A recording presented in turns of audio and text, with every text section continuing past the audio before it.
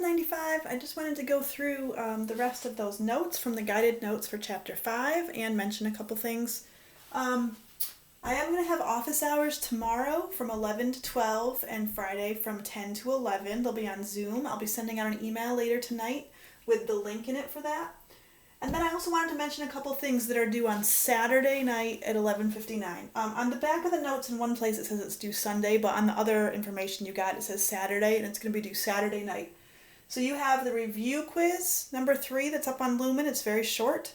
You have the homework for Chapter 5, and you have the test for Chapter 5.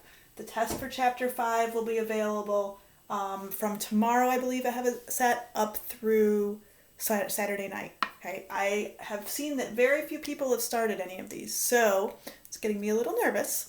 So please make sure you're starting that. If you have questions, office hours, our Zoom class Thursday, tomorrow at 10. Use that same link that I sent out for last week, or for Tuesday, sorry. Or email me, okay? But please make sure you're keeping up with this. All right, so we left off on page 8. And we're looking at page 9 and 10. So what I'd like you to do first is pause the video in a minute here and go ahead and try both of these. At least get the y by itself. And then if you get stuck a little bit on number 9, you can read that hint and then come back. On 10, use the hint I give you there also about the LCD method, which we did in Chapter 3. So go ahead and pause the video, try both of those, see how far you get, and then when you come back, I'll do them up here on the board. All right, so hopefully you got somewhere with these. So number 9 is 12y minus 48 equals 6x. Again, we're trying to get the y by itself. That's the easiest way to do our chart. So we would start out by adding 48 to both sides. We would get 12y equals 6x plus 48. Remember, we're getting in the habit of putting that x term first, and then I divide every single thing by 12. Now, something a little bit different is going to happen here. It's not 12 divided by 6, so it's not going to be 2. It's 6 divided by 12, so this would reduce to 1/2.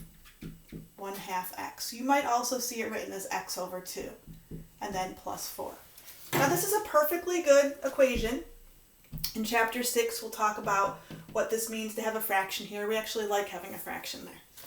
But when we're doing it with the point plotting method, it just makes things a little bit trickier if you're not careful. So if I have values of x here, and then I'm going to plug them in, remember, into our equation to find my value of y, and then I'll make an ordered pair out of it. So my x, I can pick anything I want, right? Just imagine for a minute that I pick x to be 3. Well, then I would have y equals 1/2 3, or 3 over 1 plus 4. I plugged that 3 in for x. I'm going to use order of operations, so I'm going to multiply this first. When I multiply this, I get 3/2 plus 4, or y equals 4 and 3/2. If I have 4 and 1.5 more, that's the same as 5.5. Okay.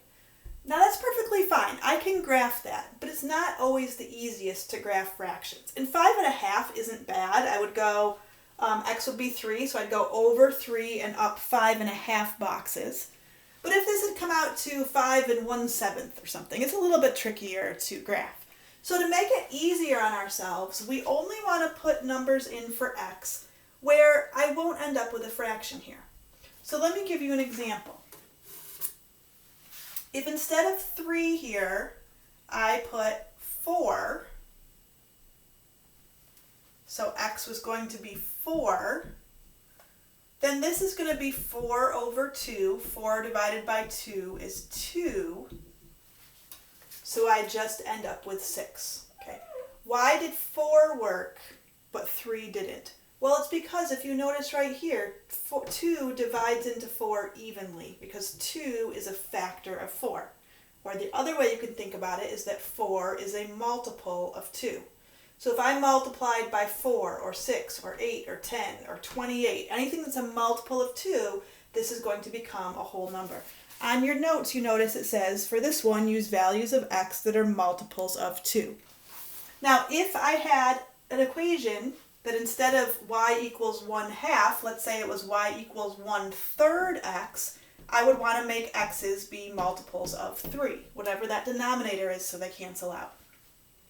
So if we want to still have several numbers here, we can just use some in the same area, but only that are multiples of our denominator 2.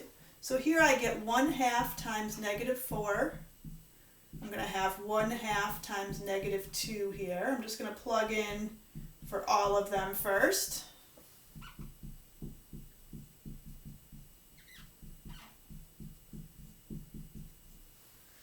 Okay, so 2 times -4, or sorry, 1/2 times -4 is going to be -2.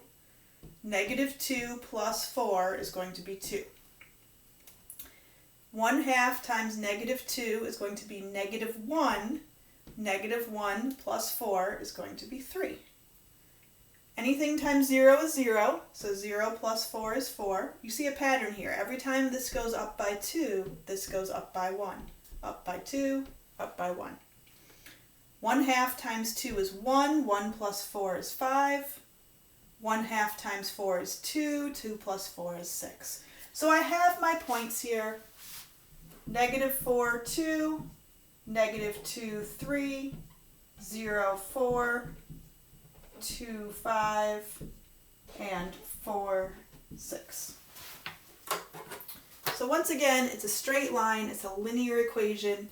So when I graph these, I should expect to get a straight line. So -4, 2. -2, 3. 0, 4. 2, 5. 4, 6. So we go ahead and connect that line.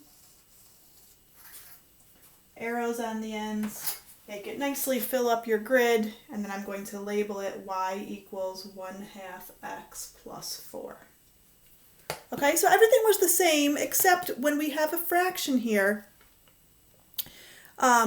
If there's a fraction, choose values of x that are multiples of that denominator just so they cancel out. It'll make it easier. If you get fractions, that's fine, but this will just make it easier on you.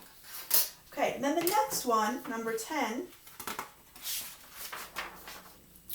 we have an equation here with a fraction in it. So y over 3 plus 2x equals 7. There are a few different ways you can deal with this, but I mentioned thinking back to chapter 3 when we did the LCD method. So we find the LCD. In this case, there's only one denominator, so the common denominator is 3. And then we're going to multiply every single term, whether it's a fraction or not, by that LCD. So this gets multiplied by 3, this gets multiplied by 3, this gets multiplied by 3. Think about why we did that. We did that so that the denominator would cancel out. So this will cancel out. I get y plus 6x equals 21. I can subtract 6x from both sides. Y equals -6x plus 21. So it's not that difficult to solve for it once you do that. Just don't let that y over 3 throw you. Okay. So again, we can do our chart. This one really doesn't have any surprises in here. So here's our little workspace. So again, if I just do our favorite -2 up to 2, -6 times -2 is 12. 12 plus 21 is going to be 33. That's going to be too big, right? But that's okay. -1 is going to be 6 plus 21 is 27. So it actually looks like, with my example here, it's not quite going to fit on our grid, is it? But that's okay. We'll just get the practice doing the chart. So -6 times 0 plus 21 is going to be 21. Even with these larger numbers, still there's a pattern. Every time this goes up by 1, this goes down by 6. Up by 1, down by 6.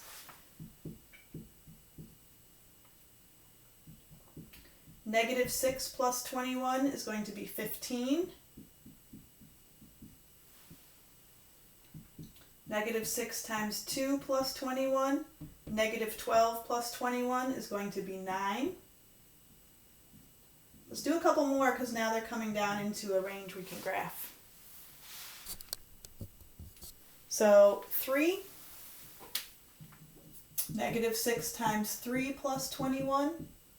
This is going to be negative 18 plus 21 is going to be 3.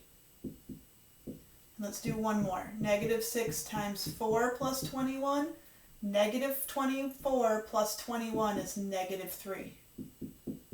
So some of these are too large for us to graph, but we can go ahead and graph these bottom 3. So on our graph, we could just graph 2, 9, 3, 3, 4, negative 3. Okay, you can see we said for every one that it goes up, the y value goes down 6. So that makes it very steep. Okay, we'll talk about the steepness and the slope in chapter 6, but that makes it very steep when we have a big change in the height every time we have a small change in the x value. So again, we'll label this. So we have y equals negative 6x plus 21. Okay. So now you should be a pro at switching those around to get the y by itself. The next couple we're going to do actually look much simpler. And they're just kind of a little bit different, but they're not any harder. So often the ones we've seen so far have had an x and a y. They're both to the first power. They're linear. But they have both an x and a y. The ones we're going to look at here only have one or the other. So number 11 is just y equals negative 3. Whenever we have just an x or a y by itself with a number, it's going to make either a horizontal or a vertical line. So y equals 3 is going to be a horizontal line. If we want to do a chart, if you can't remember which is horizontal, which is vertical, you can always do a chart. You can say x, y, and here's my point. Well, we can pick any x's we want. And then we go back to our rule to figure out our y. Well, this time our rule just says that y is negative 3, no matter what. So it doesn't matter if x is negative 2, or negative 1, or 0, or 1, or 2, or 463, or negative 1,000,000, y is always going to be 3. So all of my points have a y value of 3. Okay, so go ahead onto your grid and graph that. I'm going to stop this video just so I don't run over the amount of time I can upload it. And then the next video we'll pick up with that graph and moving on to the next one.